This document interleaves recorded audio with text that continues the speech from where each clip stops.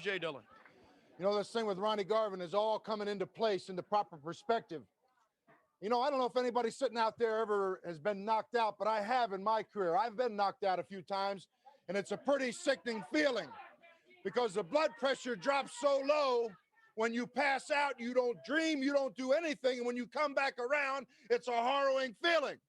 And for 6 months, I've watched Ronnie Garvin knock people out here on national television, and knowing that the same individual was challenging the national champion put a little bit of fear into me.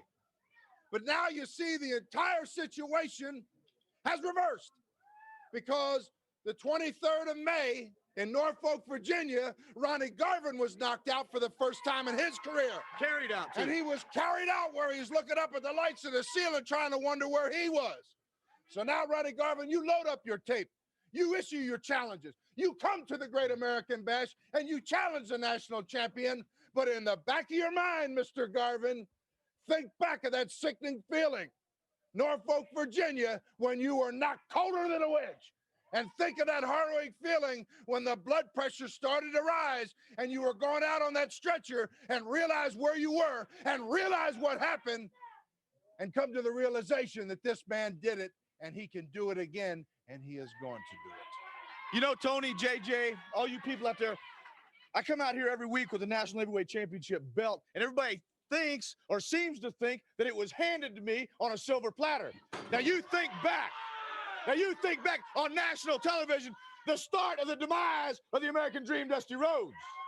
When I pinned him 1, 2, 3, right in the middle of the ring and won the National Heavyweight Championship. And now Dusty Rhodes don't ever want to get back in the ring, especially now that the fourth horseman is back. Dusty Rhodes, you better run in groups, great big groups, Dusty Rhodes, to protect yourself. You get Garvin, you get Magnum, you get all those risky business boys, and you keep them all right around you real close. Because Dusty Rhodes, just like Ole said, the four horsemen are back, and you're going down. Now, Garvin, one other thing, just a minute. One other thing, Garvin don't like to talk about this. Garvin doesn't like to talk about Norfolk, Virginia on May the 23rd.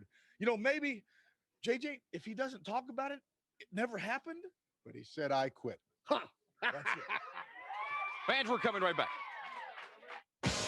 So real quick, tell us your Waylon finish. Oh, Waylon, the storm came up and he was pissed off nobody was there. And he said, I remember him strumming his guitar. He said, well, storm's coming up. Looks like we'll have to cut it short here. Thanks for coming. And that was it.